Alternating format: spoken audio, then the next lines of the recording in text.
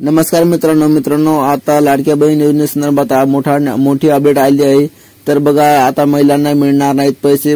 शासनाने घेतला मोठा निर्णय। या प्रकारचा निर्णय शासनाने का घेतला असेल किंवा या निर्णयामागे काही कारण असेल का, किंवा हा निर्णय ठाम राहणार आहे का, किंवा हा निर्णय सर्वच लाडक्या बहिणींसाठी आहे की काही निकष असलेल्या महिलांसाठी आहे। तर ही सर्व माहिती आपण या व्हिडिओमध्ये बघणार आहोत। परंतु तुम्ही माझ्या चॅनलला अजूनही सबस्क्राइब केलं नसेल तर चॅनलला आता सबस्क्राइब करा, कारण तुमच्यासाठी मी असे नवीन व्हिडिओ आणि माहितीपूर्ण व्हिडिओ बनवत राहील।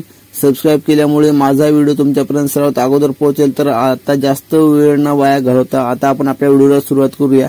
तर बघा मित्रांनो, हा निर्णय सर्वच महिलांसाठी लागू नसून फक्त अपात्र महिलांसाठी आहे। तर आता तुम्हाला असा प्रश्न पडला असेल की अपात्रतेचे नेमका निकष काय आहेत।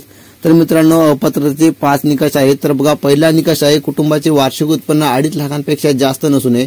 ज्या कुटुंबाचे वार्षिक उत्पन्न 2.5 लाखाच्या जास्त आहे त्या महिलांना आता योजनेचा लाभ घेता। आणि दुसरा निकष आहे बघा, कुटुंबात कोणाच्याही नावावर 4 चाकी वाहन नको। तर बघा, जर ज्या कुटुंबामध्ये समजा पती पत्नी किंवा मुला मुलगी याच्या कोणाच्याही नावावर जर 4 चाकी वाहन जर असेल ना, तर या महिलांना लाभ मिळणार नाही।